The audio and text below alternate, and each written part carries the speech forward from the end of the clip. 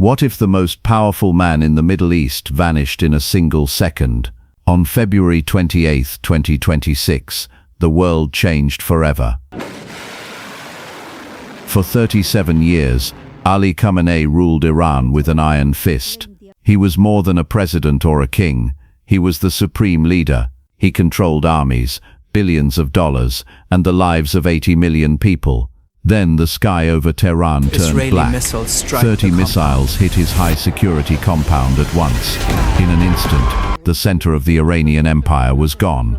The news hit the internet like a tidal wave. Some people cried in the streets while others celebrated in secret. This wasn't just a lucky shot by a drone. It was the result of years of shadow wars and secret intelligence. To understand why this happened, we have to look at the man himself. How did a simple cleric become a global titan? And how did his reign lead to this fiery end? Stay with me until the very end of this video. I am going to reveal a secret piece of evidence found in the rubble of the bunker. This one document proves exactly who betrayed the leader from the inside. You won't find this on the nightly news. Before the explosions, there was a long and bloody history. To see the future of Iran, we must first look at the past. We have to go back to 1989. This was the year a massive power vacuum opened up for the first time.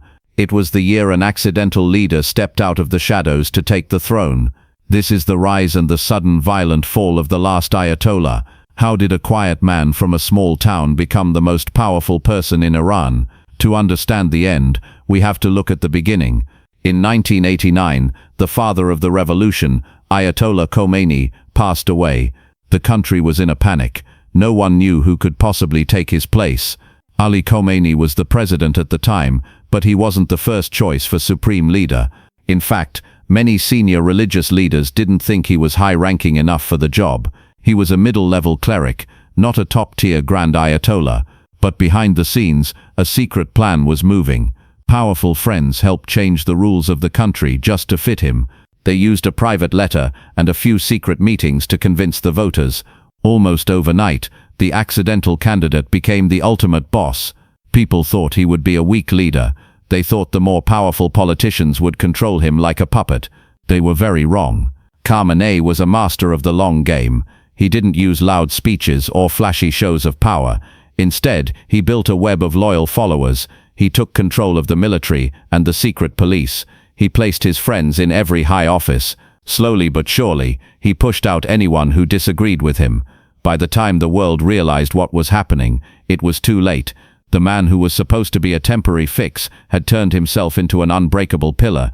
He wasn't just leading a country. He was building an empire that would last for nearly 4 decades. How did one man control the entire Middle East from a quiet office in Tehran? Khamenei knew that traditional armies were too slow and too easy to hit, so he built something different. He turned the Revolutionary Guard, or the IRGC, into his own private superpower. This wasn't just a group of soldiers, it was a massive business empire. They owned the ports, the oil, and the construction companies. They answered only to him. With this money, Khamenei began to build a ring of fire around his enemies. He didn't need to send Iranian soldiers to fight every battle. Instead, he used proxies. These were smaller groups like Hezbollah in Lebanon and the Houthis in Yemen. He gave them missiles, money, and training. For 30 years, he played a giant game of chess. He stayed in the shadows while his finger moved the pieces across the map. He could start a war or stop one with a single phone call. This made him the most feared man in the region. But power has a dark side. To keep his control at home, he had to be ruthless. Whenever people marched in the streets for more freedom, he sent in the Basij militias. These were his street fighters. In 2009, millions of people protested a stolen election. Khamenei didn't listen. He crushed them. In 2022, young women led a revolution for their rights. Again, he used the iron fist. He believed that if he showed even an inch of weakness, the whole system would collapse. He chose fear over love every single time. By 2024 and 2025, the pressure was reaching a boiling point. The world was watching his every move, and his enemies were losing their patience. The shadow architect was about to step into the light for the very last time. The world thought the shadow architect was untouchable, but by the start of 2026, the walls were closing in. It all began with the 12-day war in June 2025. After years of secret arguments over nuclear weapons, the tension finally snapped. A massive airstrike hit Iran's nuclear labs. This didn't just break their machines, it broke the regime's image of being invincible. Khamenei tried to act like everything was fine, but his people were suffering. The economy was falling apart. The money was becoming worthless. In January 2026, the country exploded in anger. These weren't just small protests.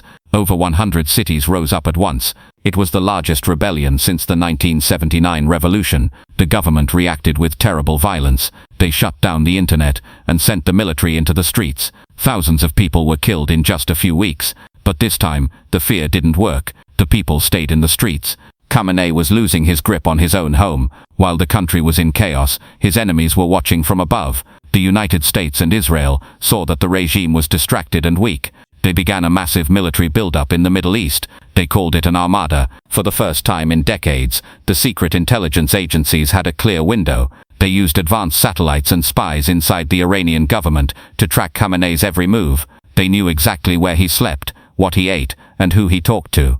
The spiral was moving faster and faster.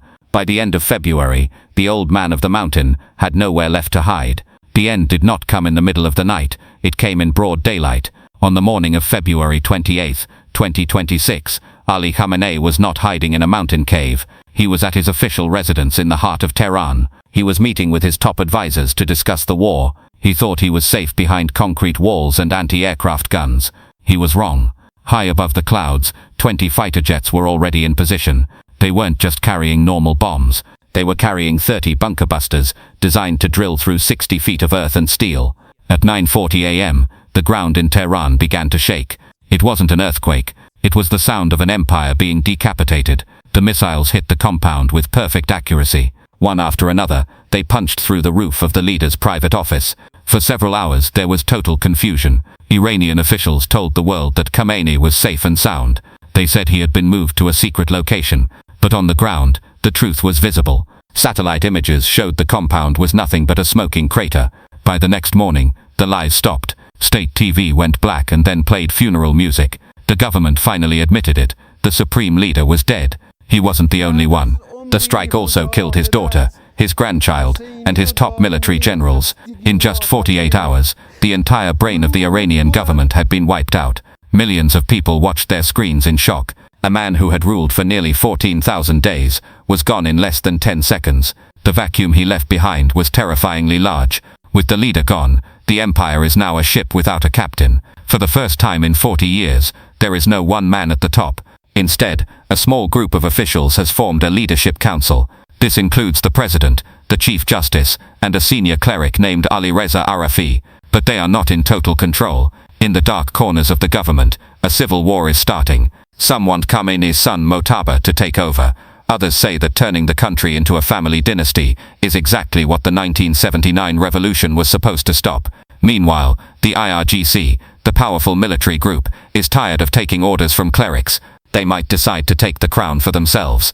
As we speak, the streets of Iran are a battlefield. In some neighborhoods, people are lighting fireworks to celebrate the end of a dictator. In others, loyalists are swearing to take revenge against the West. The 12-day war that started in 2025 has now turned into a global crisis. The sky over the Middle East is filled with planes, and no one knows where the next strike will land. The empire that Ali Khamenei built was made of stone and fear. Now that the stone has been crushed, only the fear remains. At the start of this video, I promised to show you a secret discovery from the rubble. Intelligence reports now suggest that a high-ranking member of the leader's own inner circle helped the attackers. They allegedly placed a tracking device inside a gift given to the leader just days before the strike. This shows that the empire didn't just fall from the outside, it was betrayed from within. The reign of the last Ayatollah is over. But for the people of Iran, the struggle for a new future has only just begun. The world is now watching Tehran. Some see a tragedy, while others see a new beginning. But one thing is certain, the Middle East will never be the same. The fall of an empire isn't just a headline, it is a reality that millions of people are living through right now. The 37-year reign of Ali Khamenei ended in a flash of fire, leaving behind a country at a crossroads. Will Iran become a democracy, or will a new general take the throne? If you found this deep dive helpful, please hit the like button. It helps our channel grow, and allows us to keep making these documentaries. What do you think happens next? Is this the start of a new era, or the beginning of a much larger war? Let us know your thoughts in the comments below. We read every single one. Don't forget to subscribe and turn on the bell notifications, so you don't miss our next update on the situation in Iran. Thank you for watching until the very end. We will see you in the next video. So you don't miss our next update on the situation in Iran. Thank you for watching until the very end. We will see you in the next video.